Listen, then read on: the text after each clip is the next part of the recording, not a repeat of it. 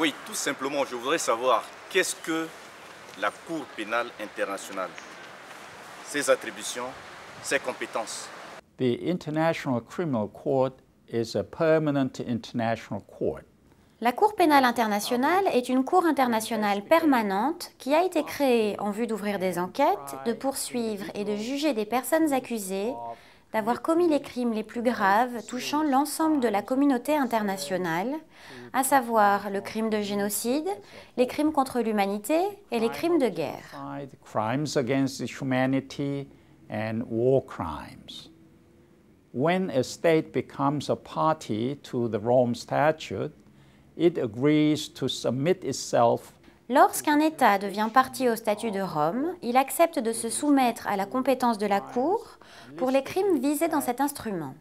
The court may exercise its jurisdiction in situations. La Cour peut exercer sa compétence dans des situations répondant à l'une des conditions suivantes. Lorsque l'auteur présumé est ressortissant d'un État parti ou lorsque le crime a été commis sur le territoire d'un État parti. Un État non parti au statut de Rome peut aussi décider d'accepter la compétence de la Cour. These conditions do not apply. Ces conditions ne s'appliquent toutefois pas dans le cas où une situation est déférée au procureur par le Conseil de sécurité des Nations Unies, agissant en vertu du chapitre 7 de la Charte de l'ONU. Au cours du procès de M. Jean-Pierre Mbemba, comme dans le cas de Thomas Lubanga, il y a eu des témoins.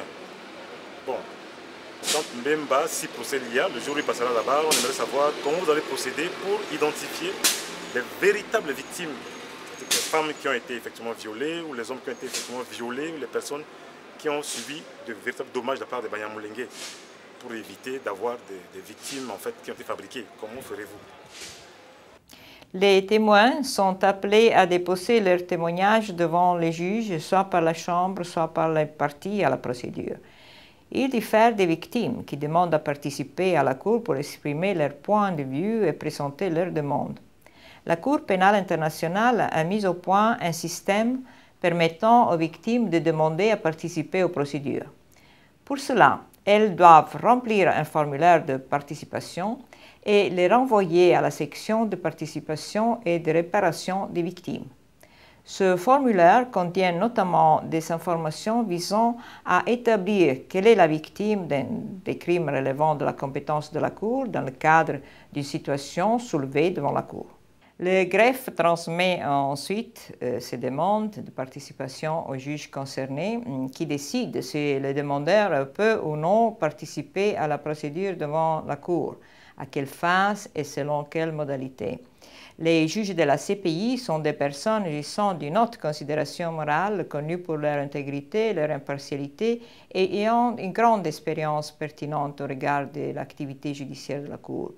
Ainsi, la décision d'autoriser des victimes à participer à la procédure est prise par les juges après examen des dossiers et vérification de plusieurs critères, et notamment le fait que les victimes aient effectivement subi un préjudice en raison d'un crime faisant l'objet d'une poursuite devant la Cour. Les juges peuvent également décider de rejeter la demande s'ils la considèrent insuffisamment justifiée. Bon, j'aimerais savoir comment est-ce que la Cour pénale internationale mène ses enquêtes et puis est-elle convaincue que M. Jean-Pierre Mbemba va perdre le procès par rapport aux preuves qui sont maintenant disponibles. Vous savez, les victimes centrafricaines doivent se rappeler de quelque chose, c'est qu'elles ont à leur service le bureau du procureur, elles ont à leur service M. Moreno Ocampo, qui, quand il était dans son pays, avait réussi à faire inculper le chef de l'État de son pays, l'Argentine, le général Videla. Donc il a vraiment l'habitude de ce genre d'enquête. Et ce qu'il a fait, c'est qu'il a dépêché des enquêteurs en République centrafricaine, mais également dans les régions voisines, pour rencontrer des victimes des événements de 2002-2003. Et nous avons recueilli des témoignages qui sont des témoignages très forts, de victimes directes et de victimes qui étaient aussi des personnes ayant des responsabilités, donc qui peuvent témoigner de ce qui s'est passé dans l'ensemble de la région. Ce sont des témoignages très forts. Ce sont nos premières preuves, les victimes, les témoignages. Ensuite, nous avons réussi à rencontrer des gens qui ont beaucoup travaillé avec M. Bemba et qui n'ont pas souhaité garder leur solidarité avec M. Bemba et qui nous ont révélé beaucoup d'informations sur ce que faisait M. Bemba pendant les opérations. C'est ce qu'on appelle dans le langage de la Cour pénale internationale des insiders. Et nous avons beaucoup aussi de témoignages de ce genre.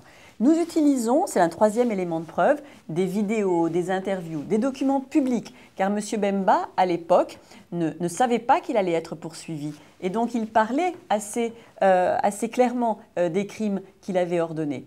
Tous ces éléments de preuve forment un dossier très solide. M. Moreno Ocampo n'a jamais perdu une affaire et il ne va pas perdre le dossier contre M. Bemba.